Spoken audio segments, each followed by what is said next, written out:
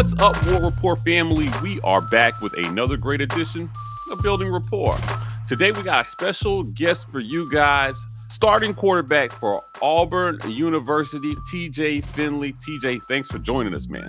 Yes, sir. Absolutely. I appreciate you having me on. Well, TJ, 2021 is in the books. You guys are moving through to 2022. Looking back on last year, what are some of the biggest things that you took away from last season that are going to help you this season? It's just the next step. Each season has its own, thing that you need to get better at. And when you look back at it, you go back and you watch the film on what you did right and wrong. And you already know, based on how each game went, what you already need to work on and things of that nature. But for me, I think, like I've been saying since last year, is for one, it'll be consistency. Number two, it'll be leadership. It'll be stepping into that next role of leadership. Now that I know I'm one of the veteran guys on the team, guys look up to me, guys, listen to my voice and things of that nature. So that would be the next step for me. Would be just going out and getting outside my comfort zone and being a better leader.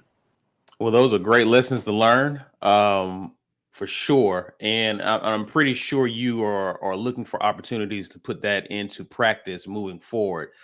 We fast forward to now, and spring practice starts in about a few weeks. But right now, you guys are doing winter workouts. And one of the things that we talk a lot about with the War Rapport is strength and conditioning.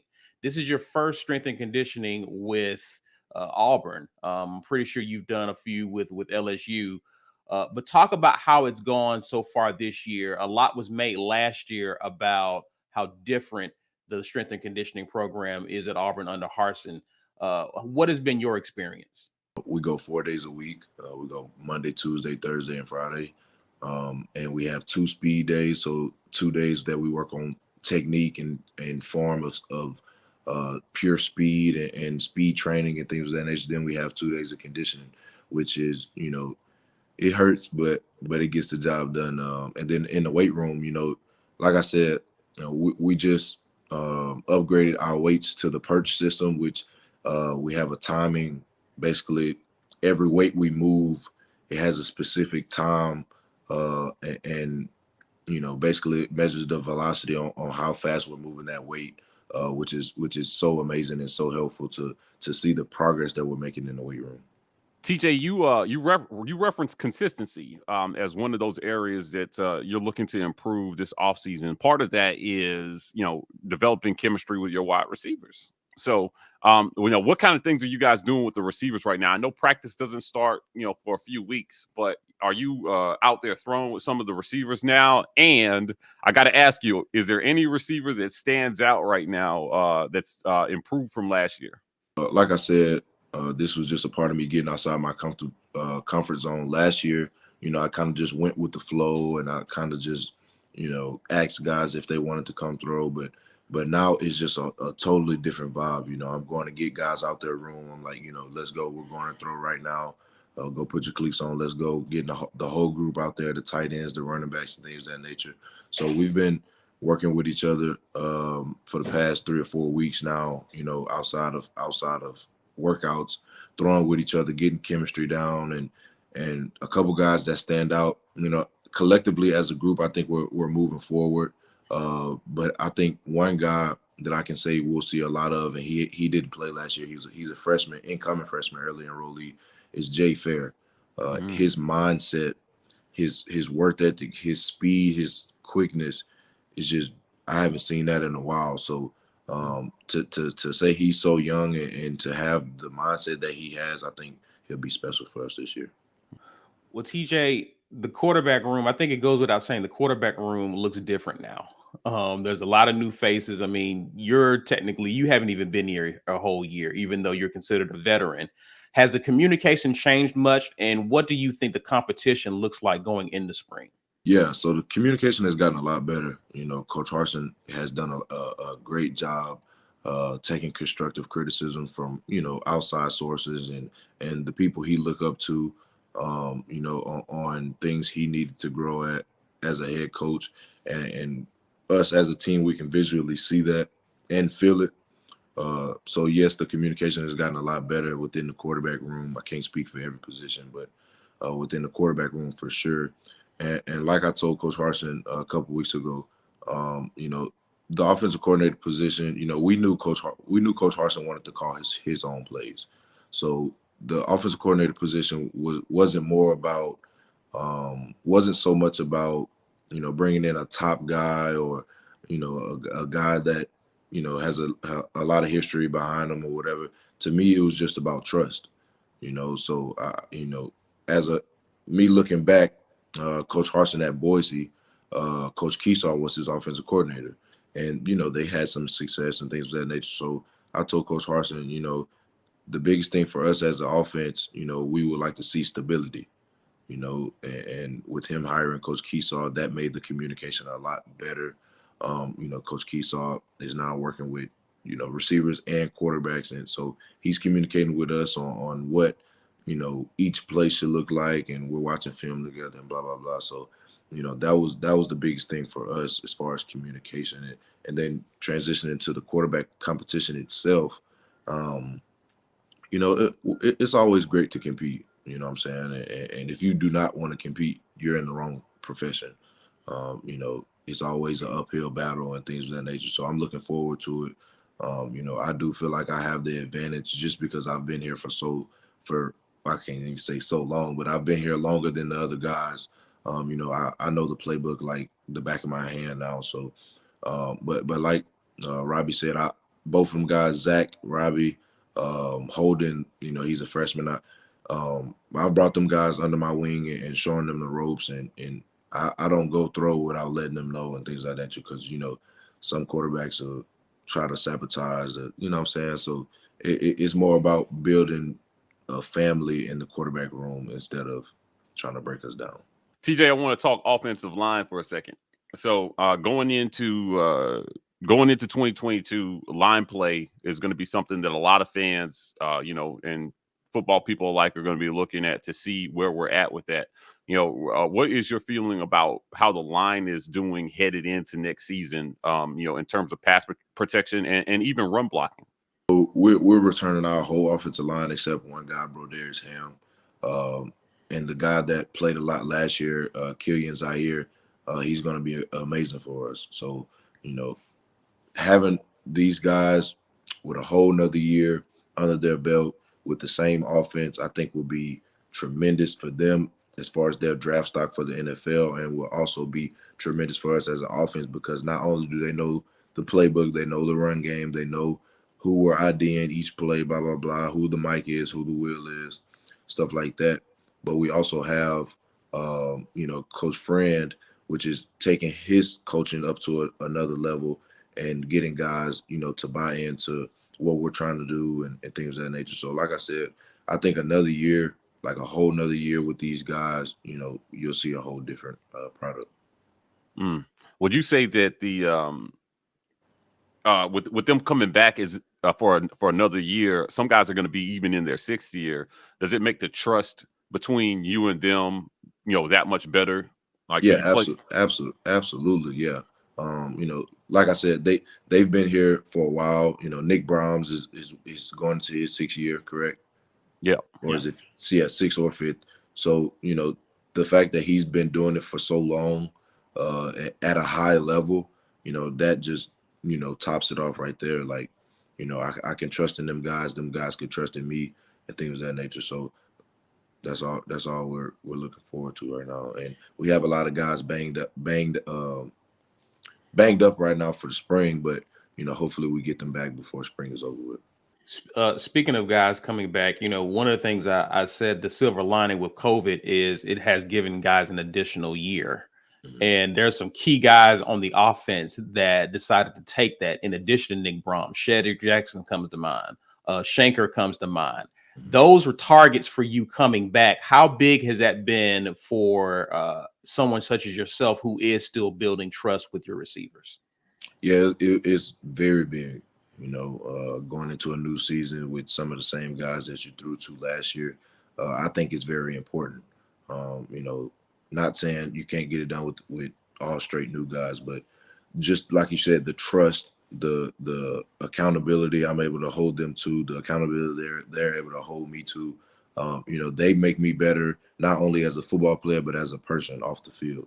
You know, they those two guys are an example of true Auburn men, you know, outside of football. So having those guys come back another year and help this team and do what they can to get this team where we're supposed to be was amazing. TJ, speaking of trust, how do you feel like the timing, you know, in your throwing sessions with the receivers, how do you feel like the timing is going between you and the receivers, or maybe even the other quarterbacks and the receivers? Like, are you guys throwing on timing like to certain depth, or like what does the pass scheme look like, or what is it going to look like going into the next year?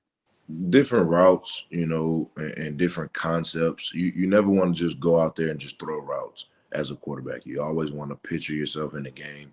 You always want to picture yourself as you're going against the defense and things like that. So some routes, you know, I don't want to throw it out there, but some routes that we have are progression routes. Some routes that we have are just one-stop shop routes to where, you know, if we get this type of leverage by the defensive back, we automatically go there right now. So, you know, the timing, you know, is different each route, and that's what I'm showing the quarterbacks that haven't been here as long as I've been here. So it's been good right now, but it definitely has room to get better just because that we've been separated for so long.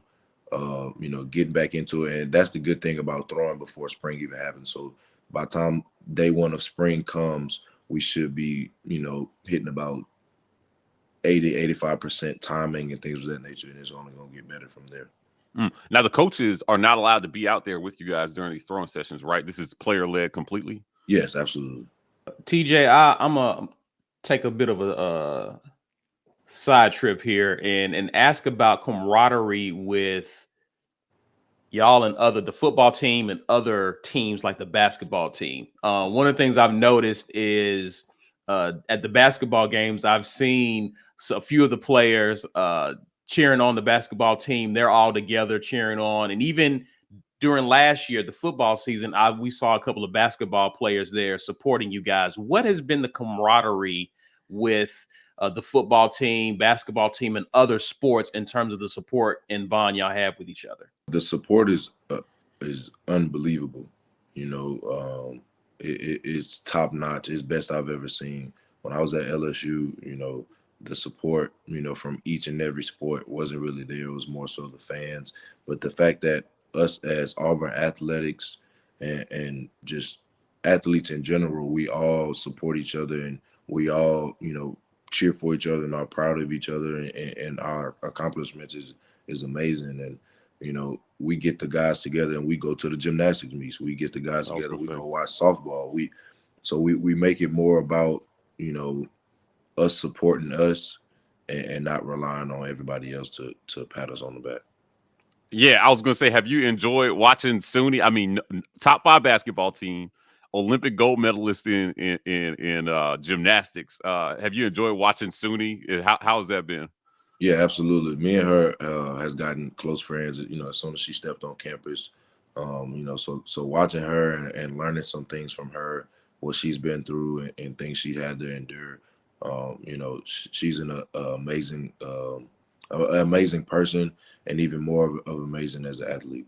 Kind of sticking with SUNY, you know, I was on a press conference with SUNY, and she touched on something that that a lot of athletes don't talk about publicly. But I wanted to ask you, you know, she said one of the things that's been a focus for her since she got to Auburn has been her mental health. And, you know, staying right up here, you know, the average D1 athlete, you guys have a lot of pressures on you. What are some of the things that you guys are doing to kind of take the stress off of just the everyday grind of being an athlete? I'm going to go ahead and start with this. I think the biggest difference from this year and last year is not so, I wouldn't say we're focused on mental health, but collectively as a group, as a leadership committee, as coaches, I think they're more concerned about us as players, us as people in general.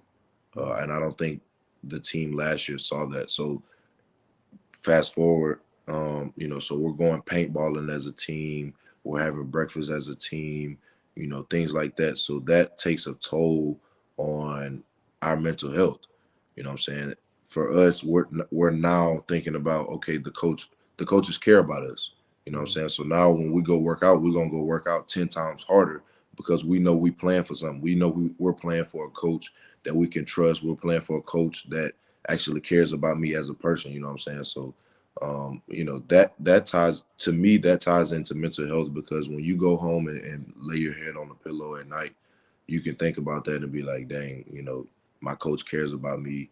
And instead of going home and be like, man, I'm over here working out, you know, and busting my butt, and nobody cares about me, blah blah blah. So you feel like you're in it by yourself, and that's where a lot of athletes go through the depression process, and you know, wanting to quit and not wanting to play anymore and things like that. So I think as a team and collectively, we're doing a great job with you know, keeping body in a close circle, and making sure everybody feel the same love. Would you say last year, maybe that was a result of just year one trying to get everything installed, trying to just kind of pull things together? This year, now, again, Keesaw is promoted to offensive coordinator. There's some continuity in there. You got a few new guys, but now since it's year two, the focus is more building on. Does that make sense? Does that question make sense? Yeah, Like, absolutely. I understand what you're saying, and I do think that's a true reflection of what was going on. And I tried to get, or I didn't try, but I really got players to understand what he was trying to do last year. It's hard to be a first year head coach in the SEC. You cannot expect a coach to come from Boise State University and come to the SEC, the West, the best conference in college football, and be perfect. You know what I'm saying? So everybody needs time to grow. Heck, I'm glad I got another year. I'm glad I got a couple more years, because if I had the bank on my year last year, I would be at home. You know what I'm saying? So everybody needs time to grow. Everybody needs time to develop and really buy into what's going on. And once you give that person that time, and they honor that time that they have, you'll see the results. TJ, going into spring and going into the next season, what has been kind of the theme that the team has embraced? Last year, of course, it was 1-0, and it could still be 1-0. But as you guys have bonded and have gotten close over the past few weeks and doing some things differently, what has been kind of the theme for the upcoming season? So the theme is still 1-0, but I think a thing that we added would be team. You know, we every shirt we have, we got the team on our back. So every workout we go into, every run we go into, we break it down on team, and that lets everybody know, look, you're doing this for your brother. You're not going out there busting your butt just for yourself, but you're busting your butt for your brother. So when you go out there on Saturday nights, you look across the ball, and you like, you're not finna stand in my way for letting me shine for my brother. It's not about you. It's not about, you know, what you're doing individually. You know, you focus on the team, your individual accolades will come. all right, so TJ, playing in the SEC West every year is a grind. Is there any game that you have circled next season that you feel like we owe them something? What game? What game? If you had to pick one for next season, what game do you feel like you want a little bit of revenge? To me, is Alabama and LSU, the top two games. You beat LSU though. I didn't beat LSU. Bo beat Okay, LSU. all right. There you go. We beat LSU. All right. You know what I'm saying? So I came to Auburn, you know, in vengeance of getting back and playing LSU every year. So that's a big game. I got circled on my calendar just because I know so many guys over there. And although it's a new coaching staff, you know, it's still the fact that I came from LSU. So, and then Alabama, of course, because the Iron Bowl, and who doesn't want to win the Iron Bowl, and how the game ended last year. I felt like we should have won. We had the game won and let it slip away. So, you know, getting a shot to play them again, you know, would be great. Looking forward to it. TJ, you've been spending time with the wide receivers, obviously, as you stated earlier. We have a new wide receivers coach, and Ike Hilliard. What has been kind of the reaction from the wide receivers as it pertains to him? Yeah, so knowing that he's a guy that come from the NFL, you know, it's immediately a great positive reaction in the room. You know, then going back and looking at his collegiate career, he played at Florida, and where he coached at and stuff like that. You know, it's a great vibe. I think everybody believes in what Coach Harsin is doing, and like you know, Coach Brad said, last year we only had 50 guys. 50% of the guys bought into what we're doing. To see that the whole receiver room reacted positive to this new hire and are looking forward to the new challenge is amazing, and it shows maturity as well. TJ, are you guys doing any as a team, are you guys doing any community work? Like what kind of stuff is the team doing in the community this offseason? Actually, we have a community event this Wednesday. We're going to an elementary school and going to help out with some children and drop them, you know, help drop them off at school and play with them in physical education and things of that nature. We have different groups going at different times and things like that. So we're out in the community playing with, you know, kids, which is easiest to influence because not only are we football players, but, you know, not too long ago we were in their shoes. So you know, those things that we're doing right now, you know, and I think we have more events coming up, you know, that I don't know about yet, but we definitely have more events coming up. Well, TJ Finley, we appreciate you joining us and giving us a little bit of your time today to talk a little Auburn football. We're looking forward to watching the quarterback battle this spring. So go out there, work hard. We're rooting for you. Thank you. I appreciate it. Y'all have a good one. Well, that's it for another great edition of Building Rapport. Look, if you want more content like this, hit like and subscribe. We are the War Rapport on every social media platform, TW Rapport on TikTok. Guys, we're signing off. And as always, War Eagle.